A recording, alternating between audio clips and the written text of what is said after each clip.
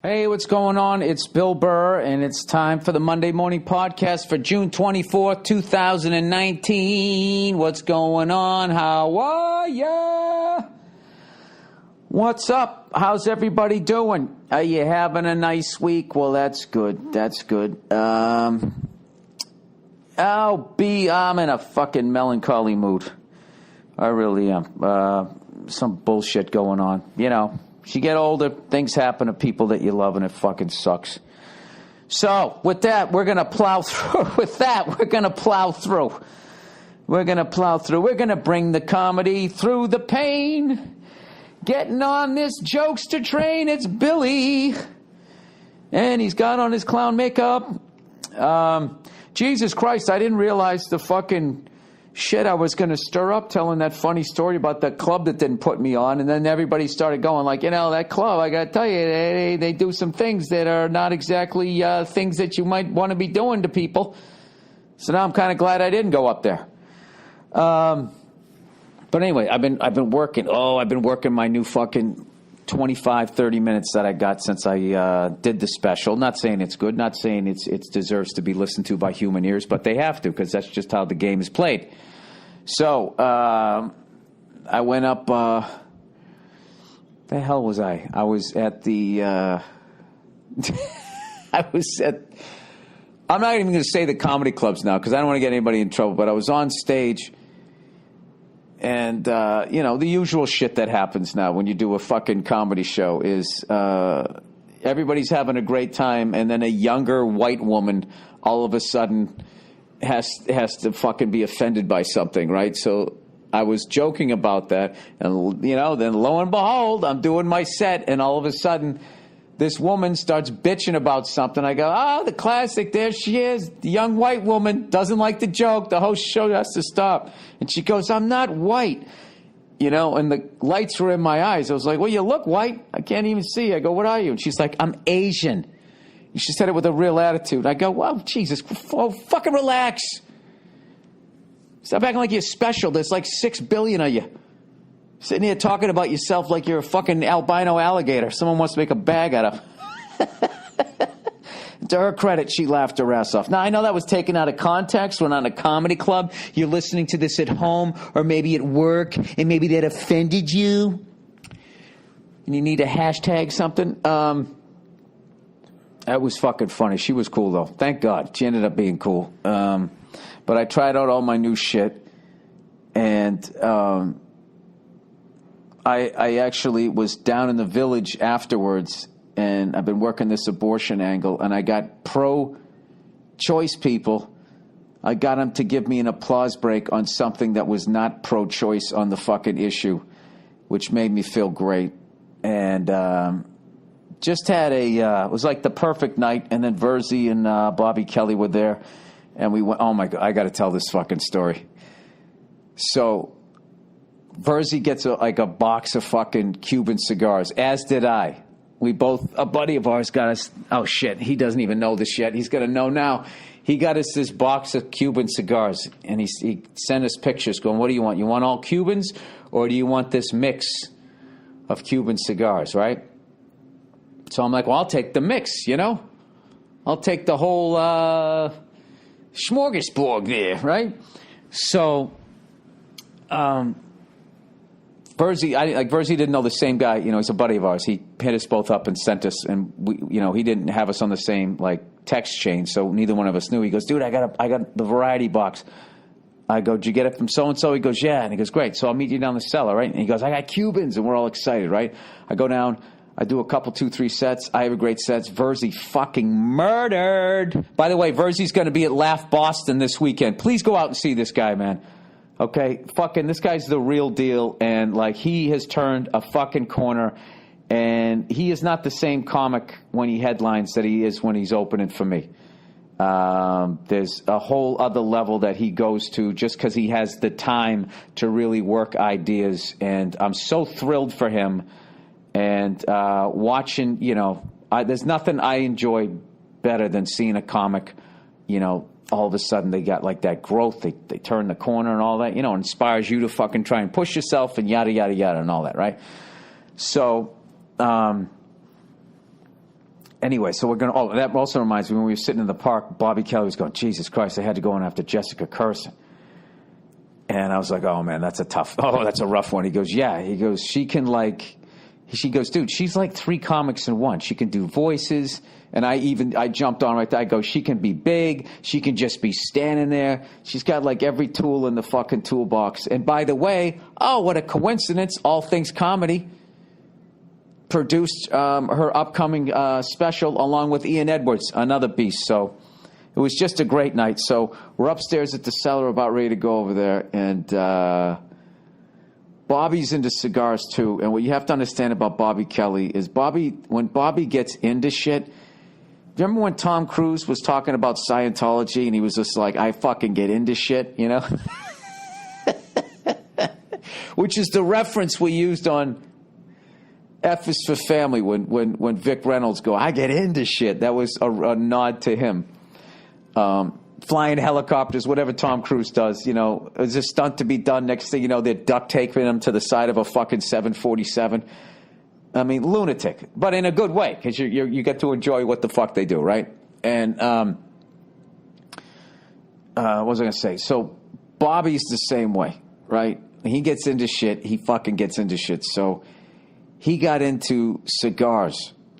All right, I'm into cigars, but like I'm not like one of these fucking people like, you know, I'm not like a connoisseur, you know. I know about some cigars, but like any one of you out there could educate me on this is a Connecticut leaf and all of that. I like those guys, and they light them, and they're like going, "Oh, I'm taking hints of chili pepper with some chocolate aftertaste." It fucking drives me up the wall. Because first of all, they know what the fuck they're going to say before they lit it. They already took it, and it's like they're lighting it, and they're already feeling hints of this and hints of that. Like they're this fucking 5-star chef. The fuck out of here! All right. The only cigar I've ever lit where, as I was lighting it, I was like, "Oh my god!" It was any Cuban cigar I've ever smoked that was actually real. So anyway, we're at the cellar, and Virgie's like, I got Cubans. And Bobby's like, you got Cubans? Yeah. Or maybe I was excited. So Bobby's just sitting there, right? Like the fucking Dawn of Cigars. He's sitting there. You know, like when that guy in Goodfellas comes in and he has a problem with his restaurant. He's just saying, oh, what do you want me to do? What do I know about the restaurant, right? So Bobby just goes, let me see him. So Verzi gives him the box. He glances at the cigars, and immediately he puts on his glasses, and he's looking on the side of the box. He's not looking at the cigars. And I immediately knew what he was going to do. I was like, oh, no. Oh, this is my favorite thing. He put on his glasses that I swear to God looked like the windshield on a fucking motor scooter. Each lens. Giant fucking glasses. And that was not, in a lit room, was not enough. He then took the flashlight on his phone and puts it on the serial number. And as he was doing, in my head, I'm like, don't do this, Bobby. Please don't ruin the night before it begins. And he looks at him, he just puts the box down, shuts off the light, takes off his glasses, and looks at first. He just goes, these are fake.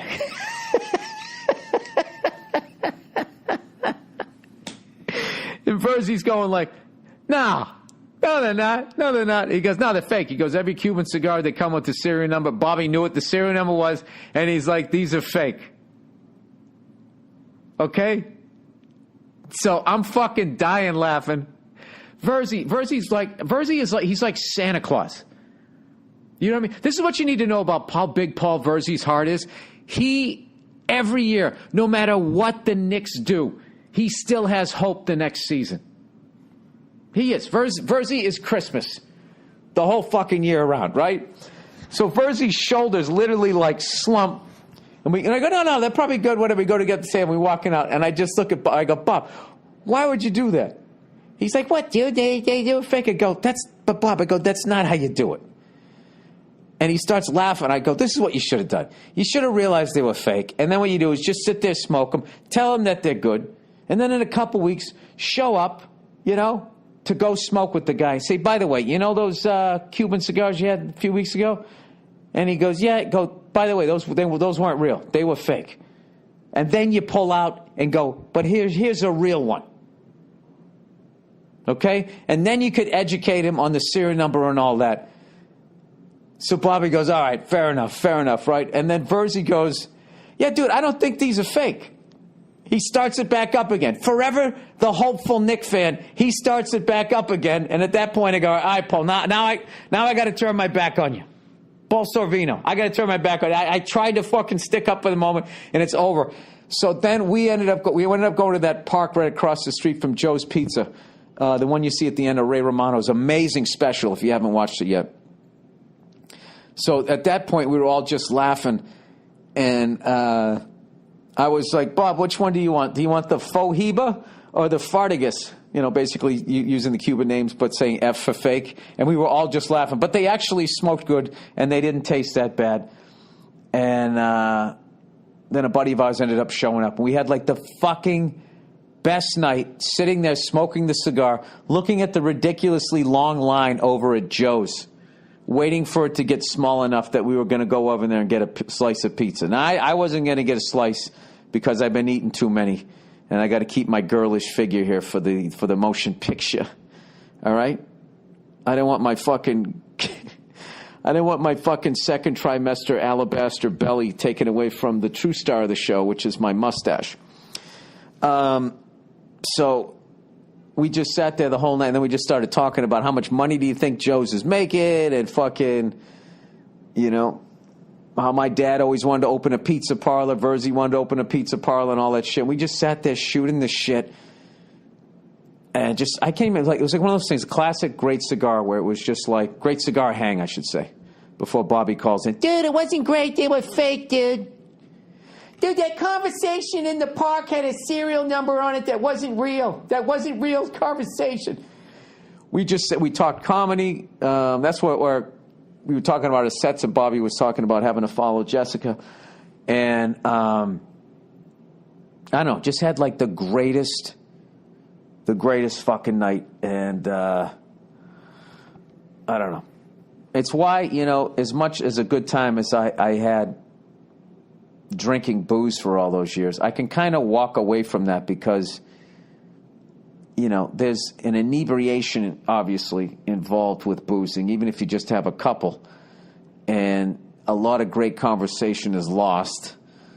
But with but even then, I got to go easy on the cigars. This whole talk is making me want to smoke one right now. But I will tell you, last night I went out and I did Big J's Skank Fest. You know what's funny is I never really put that I know what that word means, but I never, because they put fest at the end of it.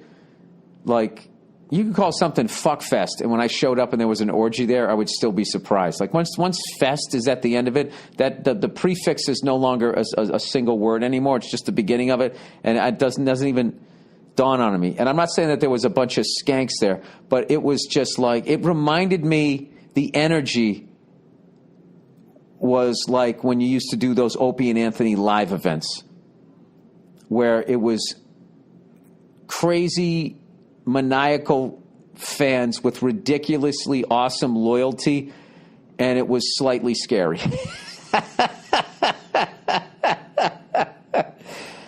So we went up there and we did the goddamn comedy jam, and I got to tell you, by the time I went up there, Josh Adam Myers, it looked like somebody had thrown him in an above-ground pool with his clothes on. He was absolutely drenched in sweat. I've never seen all these people, hardest working man in show business. I never saw anybody sweating like that. He was absolutely soaked. His shorts, his shirt, his hair, the whole fucking thing. He looked like a fucking, like I said, he looked like someone just threw him in a fucking pool. And we went up there, and I haven't had a lot of time to play on a kit because, did I mention I'm doing a movie 50 times in this fucking thing? All right, Bill, we get it. For once you're working as an actor. But I went out and I bought a practice pad, and I've been working on my hands there. Trying to remember some shit that Dave Elitch taught me.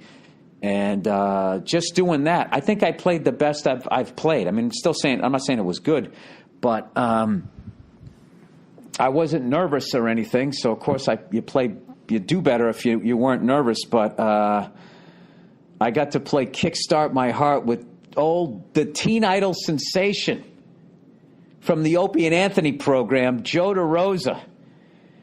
Came back out and sang "Kickstart My Heart," and it didn't dawn on me till afterwards when I left. I was like, wait a minute, I finally got to jam with fucking Joe DeRosa.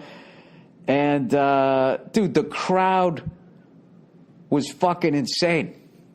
They were fucking insane. I don't know if you've seen some of the clips from it, but like Bobby Kelly crowd surfed at a podcast. Bobby, these Cubans aren't real, Kelly.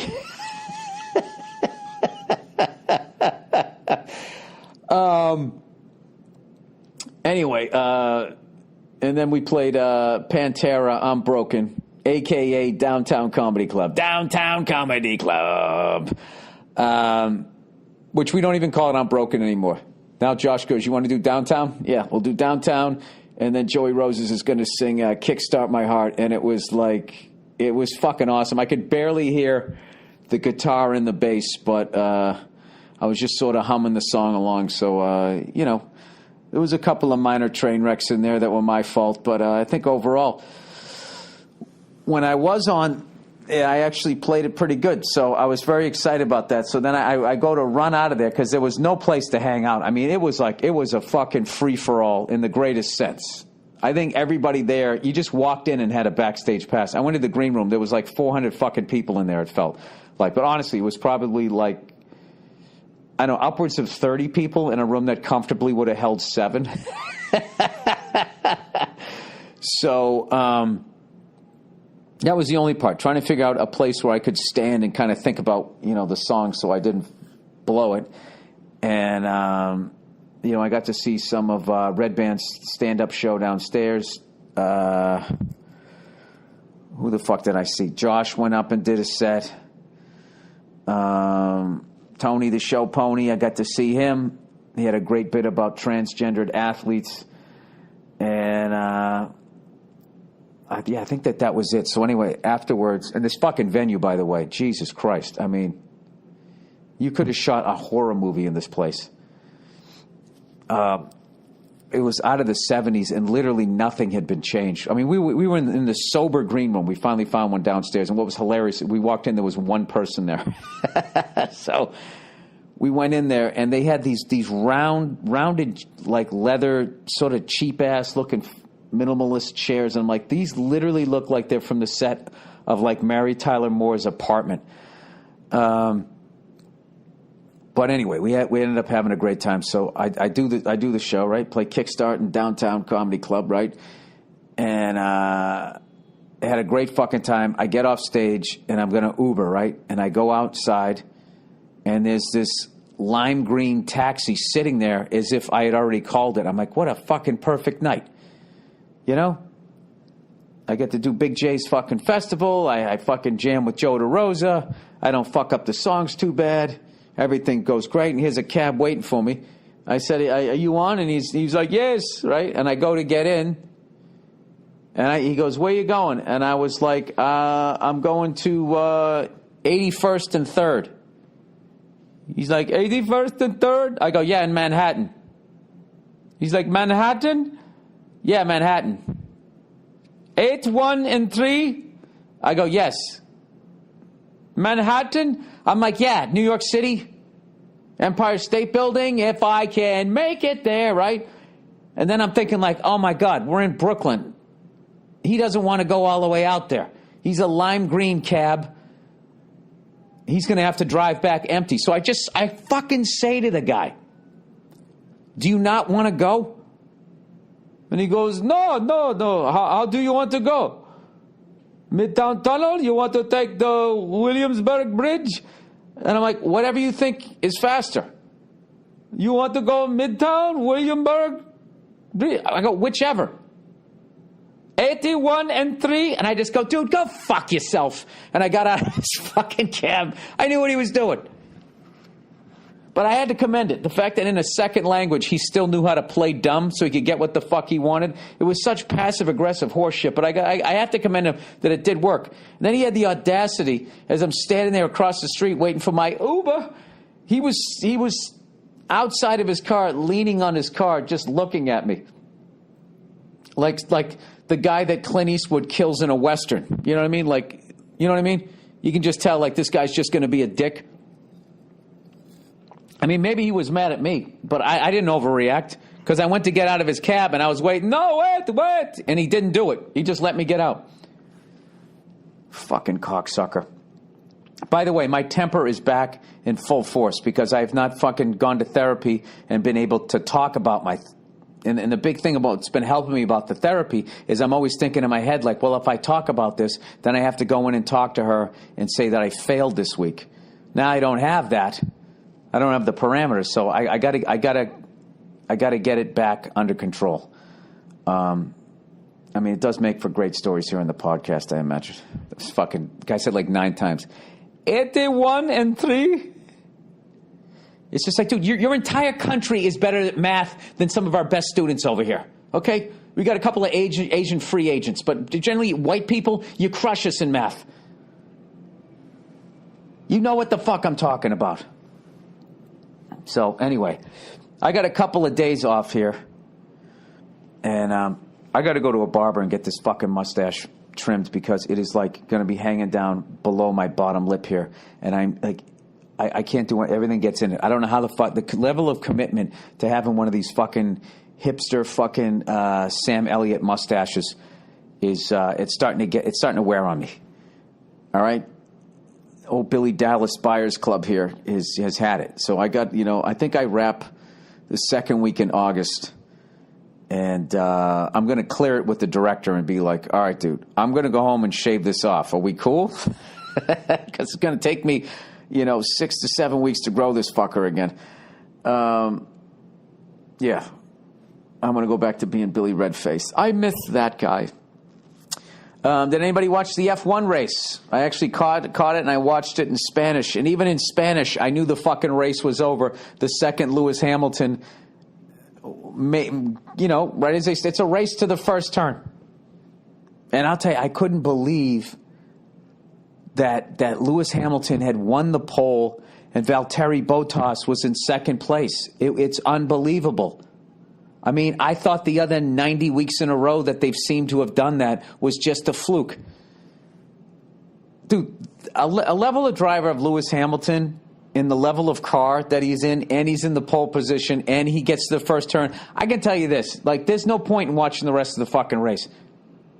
How they even like televise the race? They're not even showing Lewis Hamilton. They're not even showing the guy in first place. They spend the whole race showing like fucking third, fourth, and fifth. Those people jockeying for position. That's where the racing is. But it's still an incredible sport. But I got to tell you, like they need to. There's going to have to be something. They have to do something. Right? There's got to be something's got to give here where, like, in hockey they got rid of the red line so you could have the stretch pass to somehow beat that fucking trap defense. Which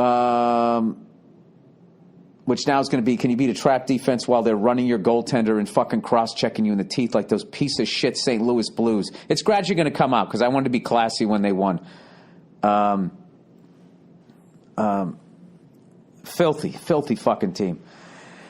But, Bruins have had filthy teams. That's how I'm making my peace with it. But it just kills me. We should have run their fucking mediocre goddamn goaltender, which, by the way, now that you've had your parade, because I don't want to rain on your parade, now that it's gone, dude, that fucking horse shit where they would say, those guys won more games than any other fucking rookie. That fucking guy... If we scored the first fucking goal, the guy let up 10 goals in 2 games and was pulled out of 1 game. Everybody fucking relax. All right? You got a Matt Castle situation. He gets traded to the hockey equivalent of the Chiefs 10 years ago, and that guy's a fucking sieve. Having said that, congratulations on your cup.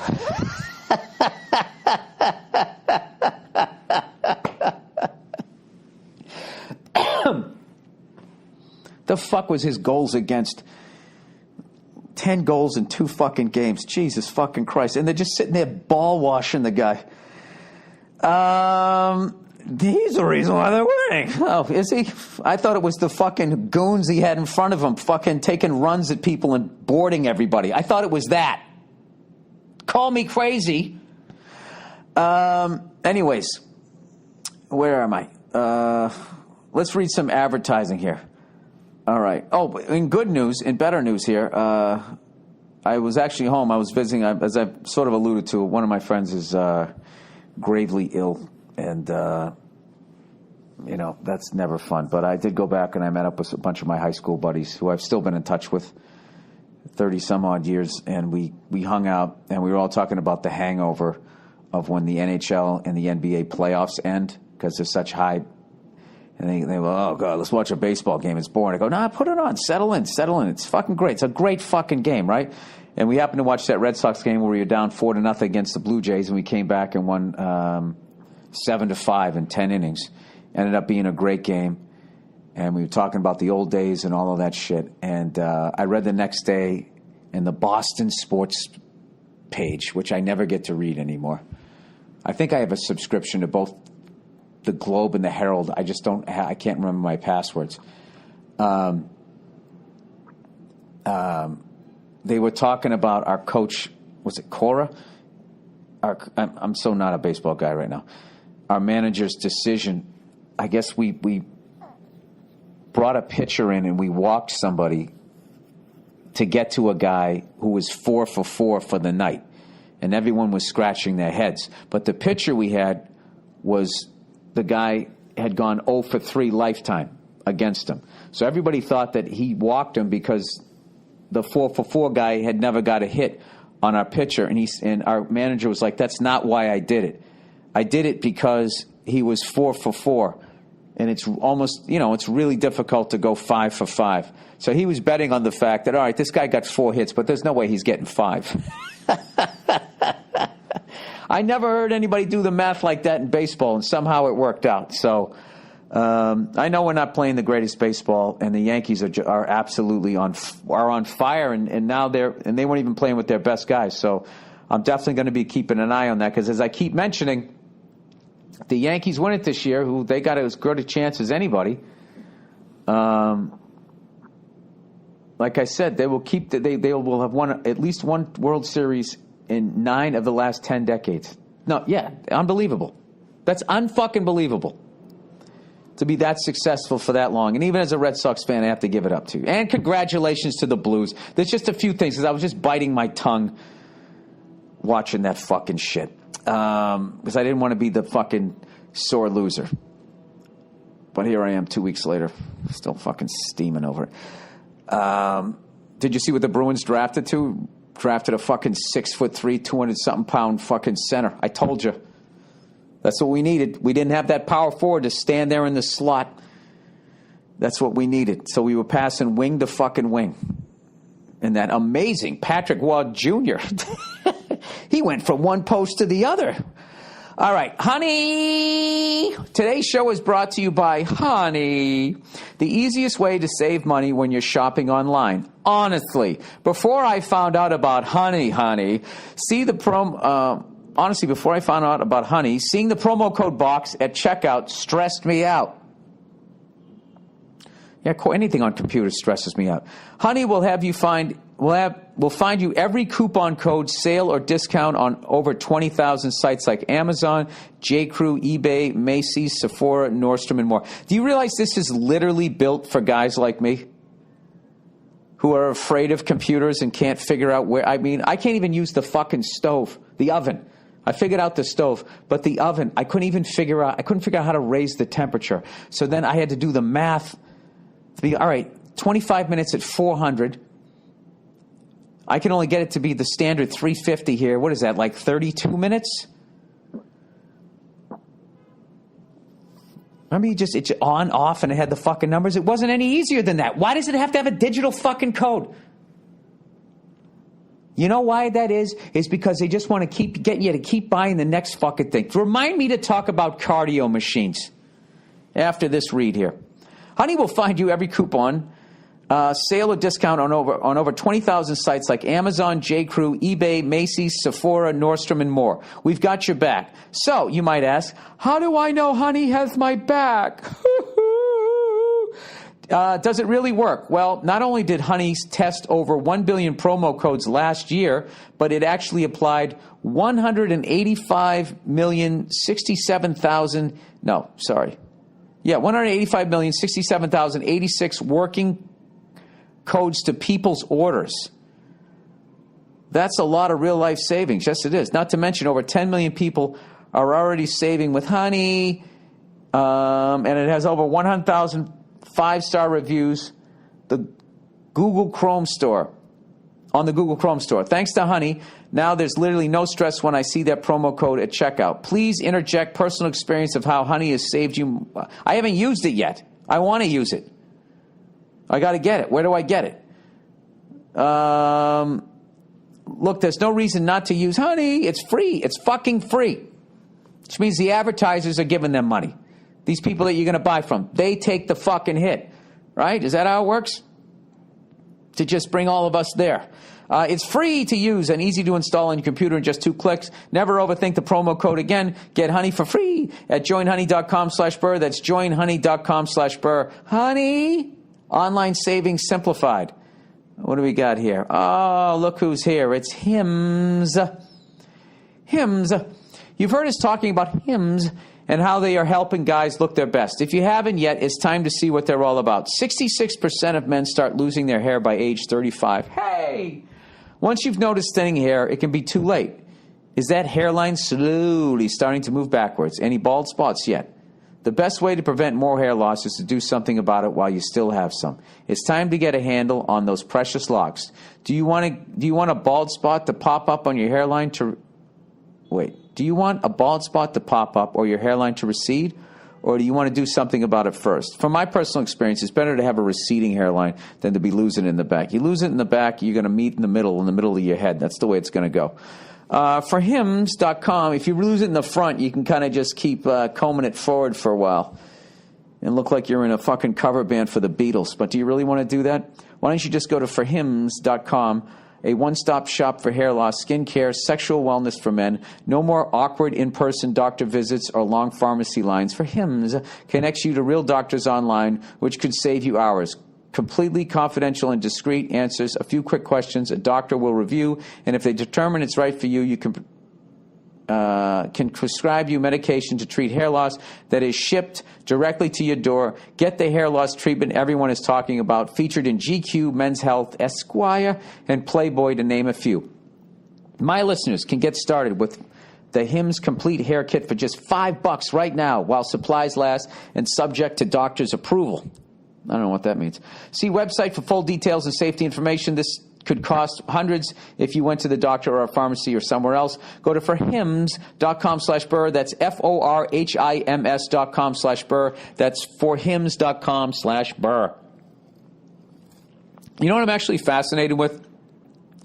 Rock bands, all male rock bands where nobody loses their hair. You know what I mean? That can't be real. Somebody must have done it for Hims. You know, you look at Aerosmith. They all got their hair. You look at the Rolling Stones. They all got their hair. Keith was starting to lose it. You know, he started wearing the bandanas. And then we got Johnny Depp doing the fucking Pirates of the Caribbean because of that. Going, this guy's dressing like a pirate. I think he was doing the LeBron James. He was wearing the fucking headband. And then, I don't know, I just saw him recently and he got it back. He looked like he had a fucking decaying bird's nest on his head for a long time. And being the fact that he was a smoker, I was really concerned for him. You know? When he was fucking lighting it up, you know, if all of a sudden one of the ambers there. You know, like how like those LA fires, the ambers will float over other houses and just fucking unfortunately land on somebody else's house. And someone's sitting there across the street looking at 3 houses that burnt down, and their whole fucking side of the block is fine. It's like a tornado. We got it, Bill. All right, Butcher's Box. This month, Butcher Box is offering free bacon for life. Sign up now, and you'll get 1 package of the best-tasting bacon free in every box for you. Can you imagine being the Rolling Stones and you don't lose your hair? and you got great fucking hair, it's just like, you know, you got to be thinking, what did I do in a past life? This Munch Butcher's Box is offering free bacon for life. Sign up now, and you get one package of the best tasting baking free in every box for life, for the life of your subscription. Butcher Box Bacon is whole, 30 approved, uncured, nitrate, and sugar-free. Right now, new members will get a package of bacon for free in every box for the life of your subscription. Plus, you get $20 off your first box. Oh, all of this stuff is my favorite. Out of everybody who's advertised. Every month, Butcher Box delivers 100% grass-fed and grass-finished beef, free-range organic chicken, and my favorite, heritage breed pork, the best pork chop I've ever made, and wild Alaskan salmon directly to your door. The incredible quality of Butcher Box meat starts with the commitment to humanely raised animals that are never fed antibiotics or hormones before they get whacked like Joe Pesci and fucking Goodfellas. Did we mention it's delivered right to your door? Choose from 4 curated boxes, including a mix of high-quality grass-fed, grass-finished beef, free-range organic chicken, and heritage breed pork, or customize your own box so that you can get exactly what you and your family love. Butcher Box also has wild-caught Alaskan sockeye salmon. What did you call me? I just said Alaskan salmon. I thought you called me a sockeye salmon. And Butcher Box bacon that is sourced from heritage breed pigs and is uncured, nitrate-free, and sugar-free. By the way, if you didn't know what heritage breed pork pigs are, they can trace their bloodline back to Europe. These are purebred pigs, the best of the best when it comes to pork. All right, they ain't the bastardized version over here like me, where I'm German, Irish, Scottish, Dutch, French, right? I think I got a little English in there. I don't know what the fuck it is. No, these are 100% European fucking pigs. I don't know what they do to the European pigs over there. I don't know if it's the fucking DJ music, the house music they listen to. I don't know what the fuck it is. The EDM, but they just taste better than the ones over here that are listening to our shit, My favorite cut is obviously the pork chop, without a doubt, heritage bred pork. There's no easier way to get high-quality meat. You can trust. There's no commitment. And you can cancel at any time. To receive $20 off your first box and a package of free bacon in every box for the life of your subscription. Go to butcherbox.com/Burr. Enter Burr at checkout. Go now. It's a limited time offer. Good Lord, everybody.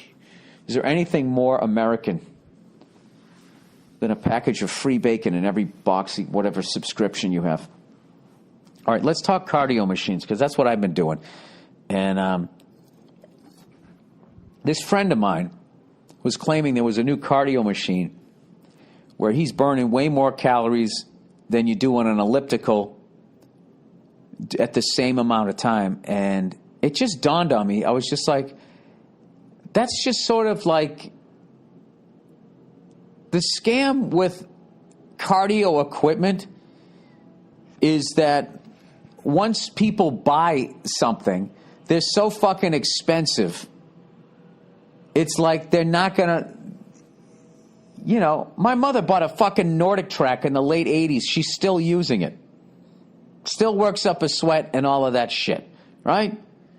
She got it for my dad. He never fucking used it, and she uses it, right? So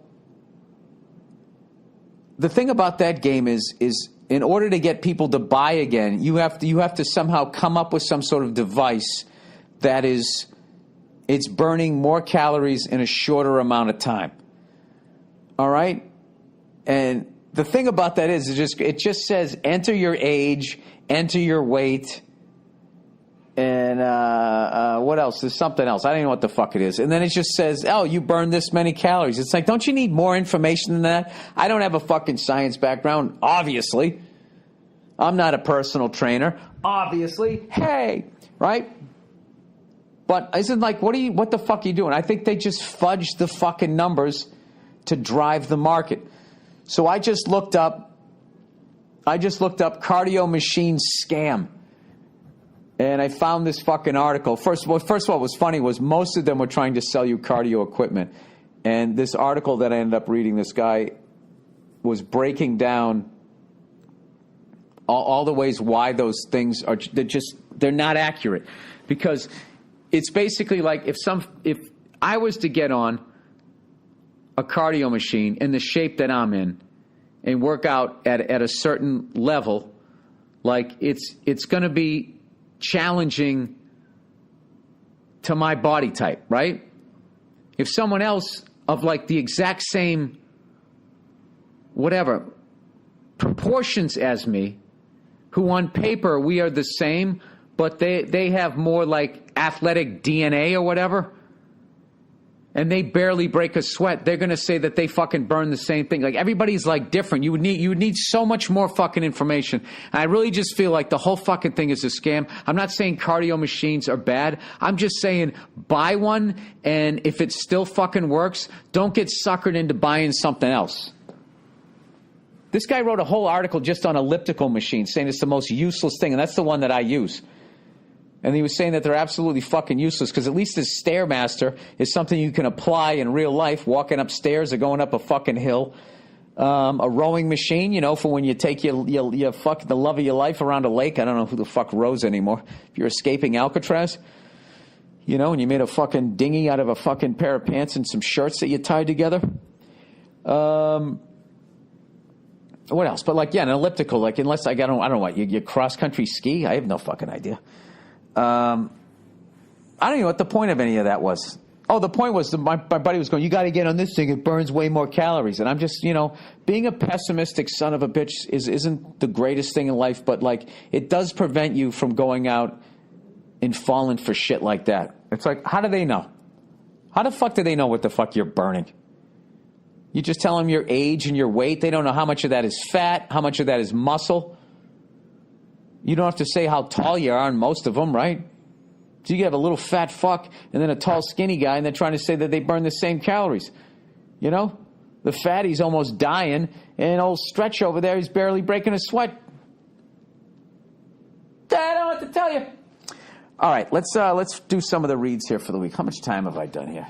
The only thing I don't like about this new fucking one is difficult to figure that out. All right, 41 minutes in, okay.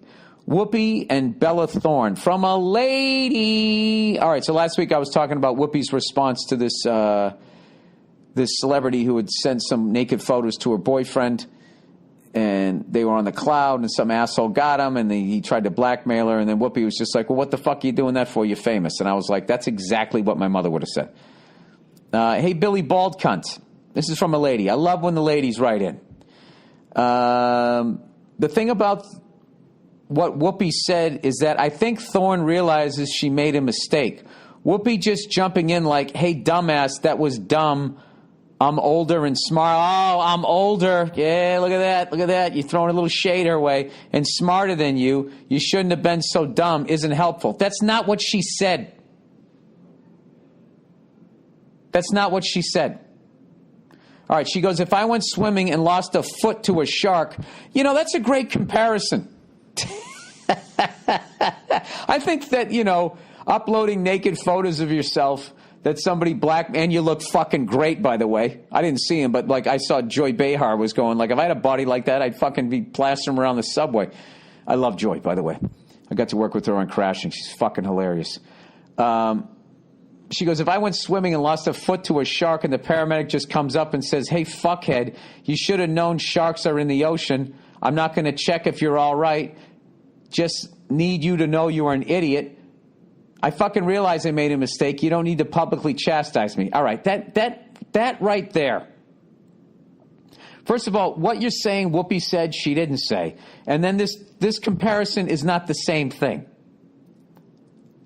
Okay? A paramedic's job is to come up to you if you're bleeding, is to stop the bleeding, to get you to the doctor's, to the hospital while you're still alive. That's his job. Whoopi's job is not to make this person feel better. Okay? And she didn't say, hey, dumbass, that was dumb, I'm older and smarter than you. You shouldn't be so dumb. That's not what she said.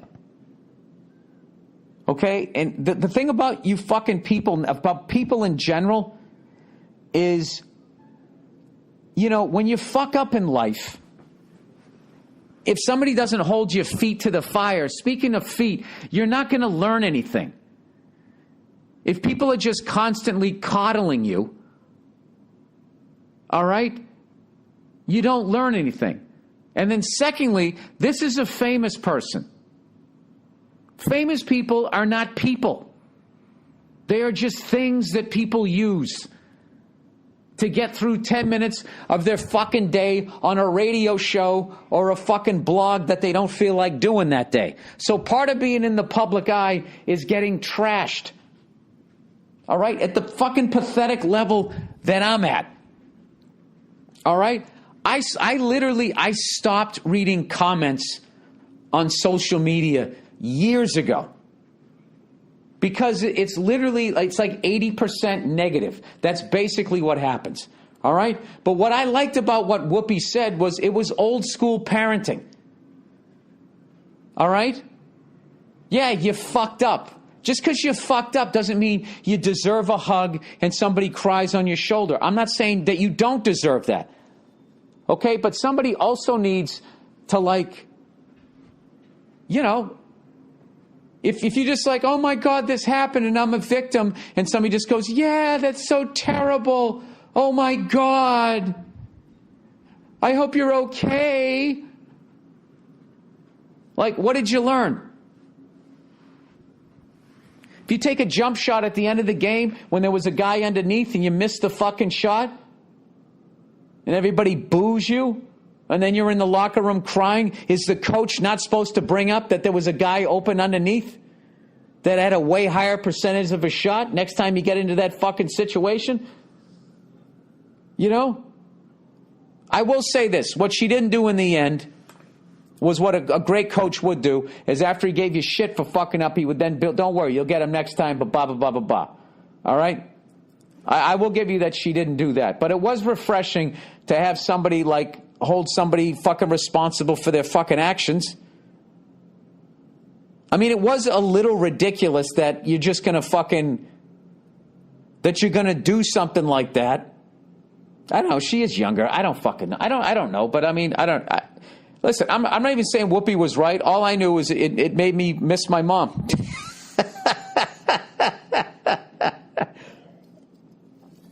Well, what'd you do that for, you idiot? She always used to do that. You know, well, that's what you get for climbing a tree. I mean, you got to hang on. All right, Saturday. Dear Billy Linguini Istics. Greetings from Rome. Oh, one of the great trips I ever took. You're constantly emphasizing the Saturday and Saturday with a Boston accent. Is that from something? Or is it just how Boston drunks talk when they're Boston level drunk? Love your music choices. Well, that's Andrew. That's not me. Andrew makes the music choices. Say, I'm going to come over there on say. It's an exaggeration of Saturday. And there's some people who say Saturday. That's what it is. Why don't you come over on Saturday? We'll figure it out. You know, it's like really a harder Boston accent. So me and my buddies living in L.A. and missing the Boston accent exaggerated to the point that it became say. But it's Saturday.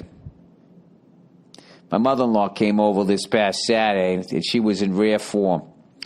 That's where it comes from. It just comes from... it comes from, being there and then also watching Steve Sweeney making fun of the Boston accent. And when all of us comics from the Boston scene all ended up in L.A. at the same time, that was, it was a fucking culture shock to go from Boston all the way out to L.A. It's just so fucking different. Both great cities, and I love both of them. But we were young, and we just, we didn't know anything. Our whole lives were spent in Massachusetts, New Hampshire, Maine, all of these guys that I moved out there with roughly the same time. So the way we dealt with being homesick is we hung out with each other.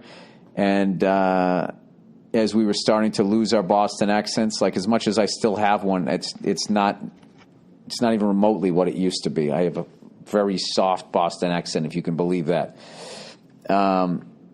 So someone would be like going, they would just say something like that. Would be like, yeah, dude, I got to wash my car today, and blah, blah, blah. Wash your what? And they'd be like, car. What? And he'd go, car. That's what we do. So we'd always like, when we heard somebody pronounce an R, we would just, I don't know why we would do that. It was fucking stupid, but I remember one of the hardest laughs I ever had when I was out there in L.A. We were doing time in this now defunct, the L.A. Cabaret. I can't remember what the fuck it was called. It was this way out in the valley. This fucking comedy club. It was in this strip mall. I forget what it was called, but we were out there, and Bob Marley was on stage, and he was talking about moving across the country with his wife, and he was telling the story, and like there was like 8 people there, and like 7 of them were comedians. It was ridiculous. There was like nobody there, and he was standing there, and he was going, "Yeah, when we moved across country," and he goes, "We took a fucking," and he jumped up in the air. Jumped up the air and landed in the squat position. He goes, "We took a fucking rider," you know, the rider truck, and it was just so silly and ridiculous, and we were all so frustrated that we weren't getting good stage time, and a lot of us thinking, what the fuck had we done, that we just fell out laughing. And it was funny, like he did that well over 20 years ago, and I never forgot it. And to this day, when I drive down the street and I see, they're not yellow anymore because the fucking idiots in the World Trade, I believe, they switched them to white. Whenever I see one, I always think of that every time. It's just the joke that keeps giving. All right. Dealing with parents. Hey, Bill, love the podcast and your stand-up. Sorry you had a bad experience at the airport last time you were here in India. Hope you come again sometime. I didn't have like a bad, I had a terrifying experience because I didn't think they were going to let me out. Anyways, they put the S there. I'm 18 and recently got accepted in a well-respected engineering college. You see? Exactly. 81? You know what the fuck I'm talking about. In India. But I don't want to follow that career. I want to be a mechanic. That's cool, man. Being a mechanic is fucking cool. I contacted and scored an internship at a huge customs garage in Mumbai. Dude, that's a fucking no-brainer. The problem is my parents. Oh, Jesus. They are forcing me to go to engineering schools as it is safer choice according to them. They want me to take up computer science.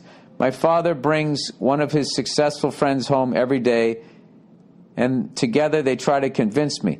My parents are not bad people, and I believe they did a decent job raising me and have always supported me, but this time they just won't listen. How do you think I should talk to them and explain my passion about cars and machines?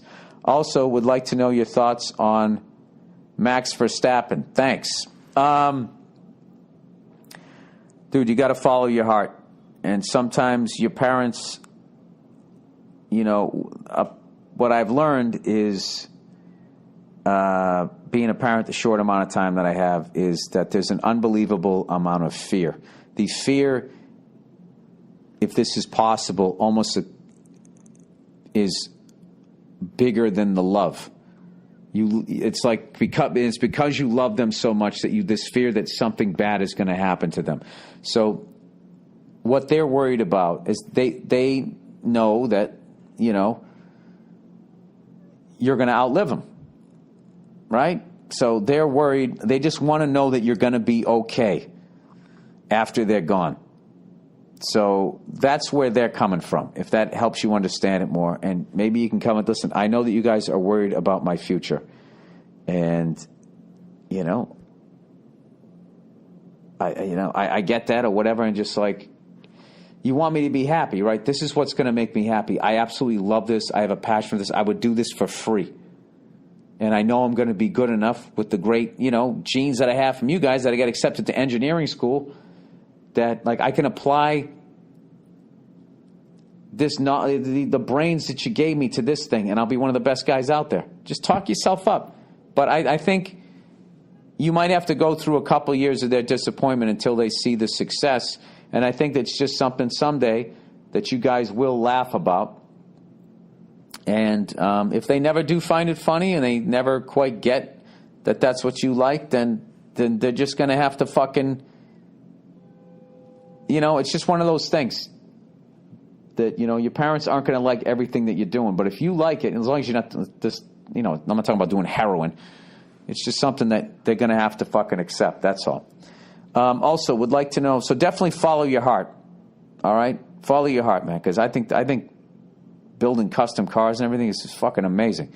Also, what do you want to know your thoughts on Max Verstappen? Thanks. I love the guy. I think, if he wasn't driving for Red Bull, I mean, there's a lot of guys, if they had, where the fuck did Bottas come from? I mean, he was good and everything. All of a sudden he gets a Mercedes and he's like the second best guy out there. It's just like Mercedes throws so much money at their cars. I mean, what do you think Max Verstappen would be doing if he was riding in a fucking Mercedes? I think he would have way more podiums and way more wins. I think he's an incredible driver, and I think he's gonna be, if he can get with a team that has the fucking money. Not like Red Bull is totally poor, but I feel like they're a distant third, but behind Mercedes and Ferrari, even though they're doing better than Ferrari this year, as far as I know.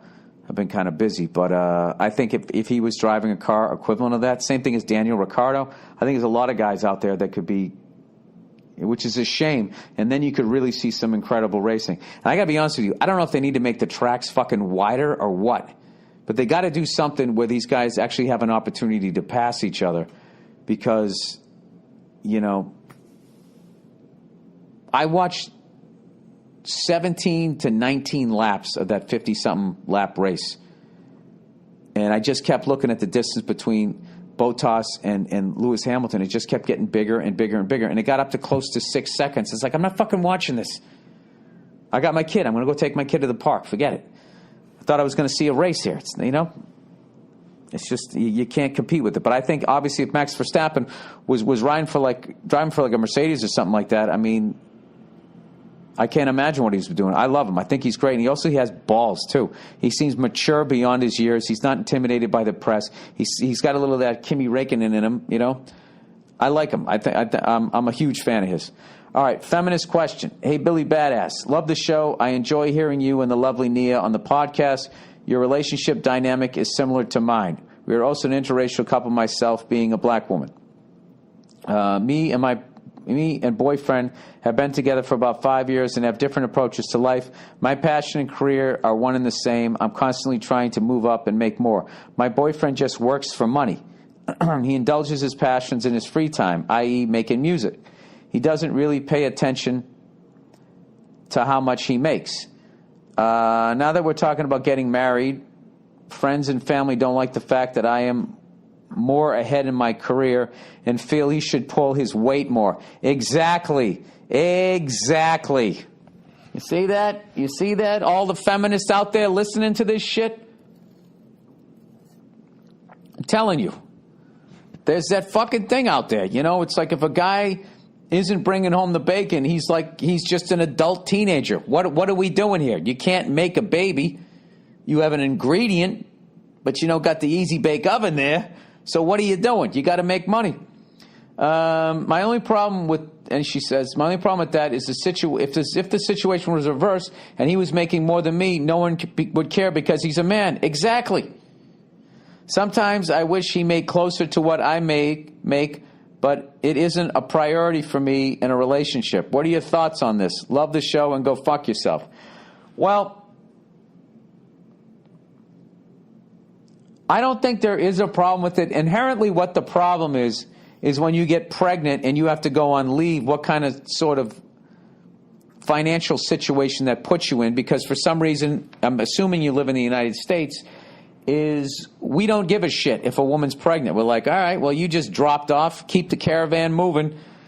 There's some countries, they get upwards of 6 weeks off. They also pay like 90% taxes. That's the part that they don't talk to you about. I agree with everything you're saying. Like, if it was flipped, they wouldn't say anything about you. Sometimes, listen, if you love the guy, fucking marry the guy. If he's going to be a good dad and all of that shit. And, if this is the dynamic, then make sure he doesn't blow all the money he's making on music. Don't squirrel away your money. Save your fucking money so that when you're having kids, it won't be a problem. And then have a number of kids that is conducive to the money that you're making. I think you can work it out, And And don't forget to be nice to each other. All right? I know that sounds easy, but, you can just sort of just fucking start taking somebody for granted. You'd be surprised how much a little back rub goes either way, Telling you. All right. The girl guys want to fuck but never want to date because of big boobs. Okay. So where the fuck is this one going? All right. Hey, Bill and Nia, I just turned 29 years old on the 19th, and although I should be feeling great, I've been a little bit down about myself as of recently. I ended a 5-year relationship 3 years ago where I was a lot heavier. I thought my boobs were just bigger because of my weight. I've lost 50 pounds since then, and I look and feel great. However, the boobs never left me. I've been on dates with some guys, but nothing has really come of it. A lot of them just wanted to hook up, and that's not really my style for the first few dates. I try to dress as modestly as I can. I grew up in a strict Catholic household, so I try not to show as much cleave as possible. It's really hard dressing comfortably without looking like a church choir singer and dying of heat stroke. Parentheses, I live in Arizona. My girlfriends and I met up for lunch a few days ago. I'm the only single friend without kids in the group.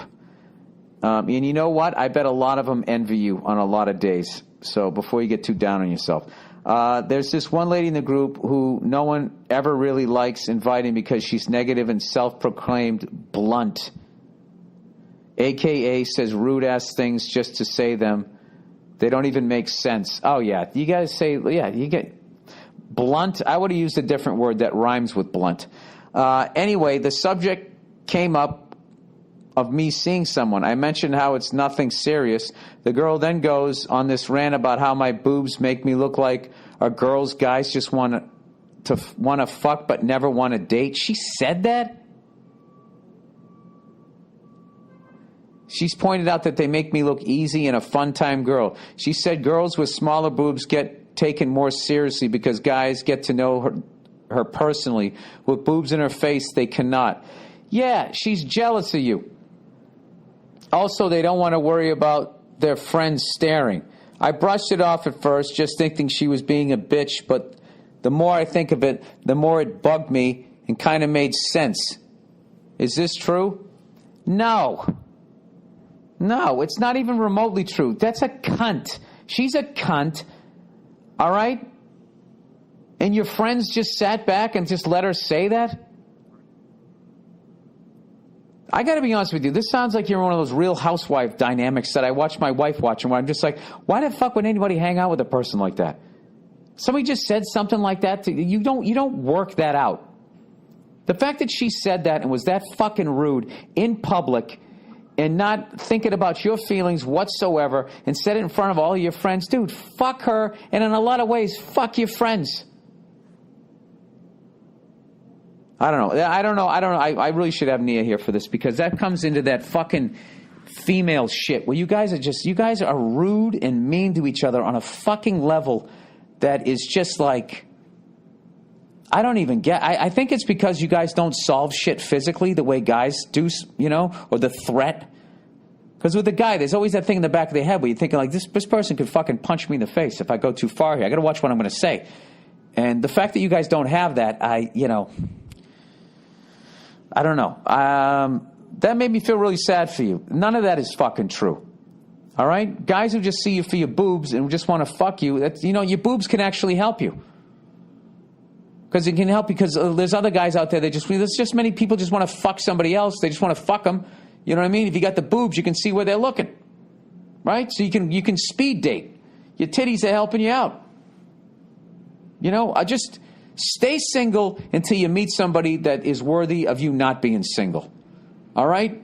And I like the fact that you don't hook up for a couple, 2, 3 dates. That's a good fucking thing. And I would really just, go out there and ask the questions you want to ask. And, when you start getting the answers you're looking for, that's the person that's worthy of your time.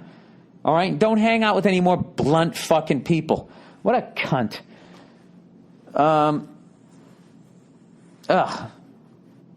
People can't handle me because I just say things. Now, you're a cunt. All right. Finally pushed back against sociopaths. I'll spare you all the wonderful praise and whatnot. as you probably get the point considering I listened to the podcast. I threw hot wax into the face and suit of the sociopath which has fucked with me and abused the friends/lovely ladies in my world. Through hot wax, is that some young way of saying that you verbally trash this person? Or are we talking literally hot wax? I'll start by painting a picture of the guy. Imagine a grizzled-looking, flannel-wearing, stocky guy with a shit-eating grin standing about 6 foot. This guy is always such a cunt in every imaginable way. He's incredibly charismatic, and that's what gets you. He's always sounds so kind and loving, but underneath that is a manipulative asshole of the highest degree. Well, congratulations to you for figuring that out. Tell that to his various exes, which he's done the following to them. Insult, beat, watch them slit their wrists on a FaceTime call while not intervening at all, and then bragging about it to his friends. Jesus Christ, the list goes on and on. A favorite quote of mine from him is, "I enjoy making her feel worthless." Sounds like he's in the company of men. You ever seen that movie? This fucker is deranged, yet every month I hear the same shit from everyone. He's been a lot better recently, or he's improving, or whatever else. Bullshit. People have been saying the same thing for months, if not years, and I'm sick of it. What is worse is that he'll slip in the fact that he has epilepsy in every possible scenario he can. Yes, it's a horrible condition, but all he does is talk about his seizures from the past to garner sympathy points. Yeah, okay, this guy is fucking... I will say the best thing, he is interesting. Actual encounter starts here. Dude, I couldn't be around this guy because I wouldn't want to kill this guy. We're closing with 2 cunts, 1 female, 1 male. Imagine if the 2 of them had a fucking kid. Jesus. Actual encounter starts here. I was at the prom with my girlfriend and decided to sit down with her. During my time walking through, I decided to pick up a little candle to hold for her, and just because, why the hell not? It provides a bit of warmth. A minute or so after I sat down with her, the cunt walks over and stands in front of me, bends down, and blows it out.